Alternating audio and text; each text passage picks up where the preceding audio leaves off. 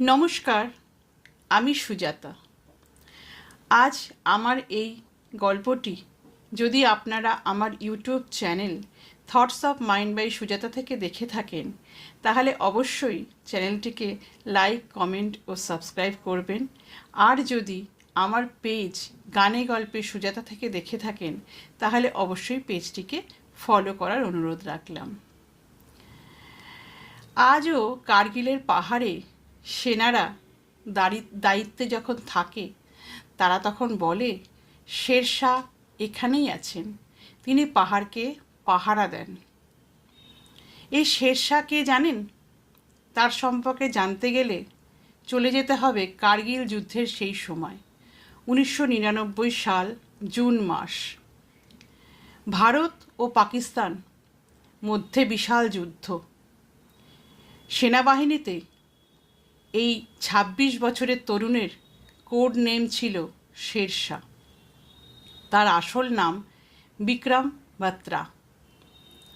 হিমালয়ের বাতাসে ঠান্ডার থেকেও বেশি জমাট বেঁধে থাকতো তখন উত্তেজনা। ভারত ও পাকিস্তানের সীমারেখা অদৃশ্য বিস্ফোরণে চতুর্দিক কেঁপে কেঁপে উঠছে। সেই কঠিন সময়ে এগিয়ে যাওয়ার দায়িত্ব দেওয়া হয় এই ২৬ বছরের তরুণকে। আত্মবিশ্বাস, নেতৃত্ব ও সাহস সবের মেলবন্ধনে সে যেন এক আলাদা মানুষ। কারুর সাথেই তার মিল হয় না। তার প্রথম মিশন ছিল পয়েন্ট 5140 দখল করা। পাহাড়টি ছিল প্রায় ৮০ ডিগ্রি ঢাল। বাইরে থেকে দেখলে মনে হচ্ছে এই পাহাড়ে ওঠা একরকম অসম্ভব। সেই পাহাড়ের চূড়াতেই বসেছিল শত্রুপক্ষের ভারী অস্ত্রধারী সেনা। কিন্তু বিক্রম বাত্রা ও তার সেনাদল জানালেন, আমরা এটা করব, এটা দেশের জন্য। বিক্রম বাত্রা বললেন, আমি এগিয়ে যাব, তোমরা আমাকে, আমার ছায়াকে শুধু অনুসরণ করবে। রাতের অন্ধকারে শুরু হয় পাহাড় চড়া। তীব্র ঠান্ডা, বরফ, খাড়াই পথ, গোলার শব্দে চতুর্দিক খালি কেঁপে কেঁপে উঠছে। মধ্যরাতের পর তারা পৌঁছে যান শত্রুপক্ষের কাছাকাছি। একসময় পাকিস্তানি সেনারা কিন্তু টের পেয়ে যান যে বিক্রম বাত্রা তার সৈন্যদল নিয়ে চলে এসেছেন। তারা নিচের দিকে গুলি ছুটতে আরম্ভ করেন, কিন্তু ততক্ষণে শিখর জয় করা হয়ে গেছে। বাত্রা তখন চিৎকার করে বলেন, জয় হিন্দ, এবং সামনে ঝাঁপিয়ে পড়েন। সংঘর্ষ ছিল প্রায় হাতাহাতি দূরত্বে।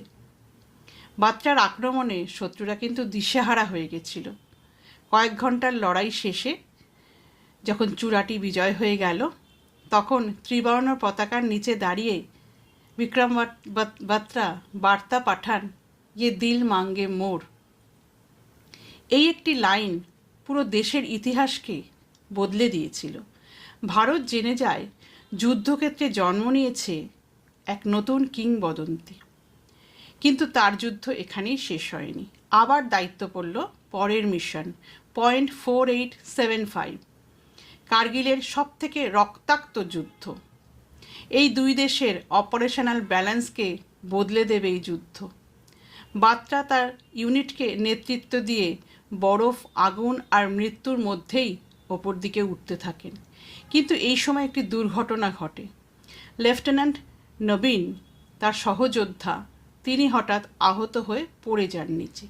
বাকি সেনারা যখন তাকে তুলতে যায়, তখন বাত্রা বলেন, তোমরা এগিয়ে যাও, আমি নিয়ে আসছি। হামাগুড়ি দিয়ে, বরফের ওপর দিয়ে, গুলি বৃষ্টির মধ্যে দিয়ে তিনি এগোতে থাকেন। একটি গুলি এসে তার বুকটাকে এফোর ওফোর করে দিয়ে চলে যায়। কিন্তু বাত্রা কিন্তু তাতে থেমে থাকেননি। তিনি বলেছিলেন, তোমরা এগিয়ে যাও, তোমরা এগিয়ে যাও, পিছিয়ে যেও না। দেশের পতাকা শুধু ওঠে, সে কিন্তু নামে না কখনো। সেই রাতে বিক্রম বাত্রা শহীদ হয়ে যান, কিন্তু পাহাড় দখল হয়েছিল। মিশন সফলও হয়েছিল। ভারত পেয়েছিল কার্গিলের শেরশাহকে। তার বীরত্বের স্বীকৃতি স্বরূপ তিনি পেয়েছিলেন পরমবীর চক্র, যা ভারতের সর্বোচ্চ সামরিক বীরত্ব সম্মান। আজও কার্গিলের পাহাড়ে দাঁড়িয়ে সেনারা বলেন, শেরশাহ এখানেই আছেন, তিনি পাহাড়কে পাহারা দেন।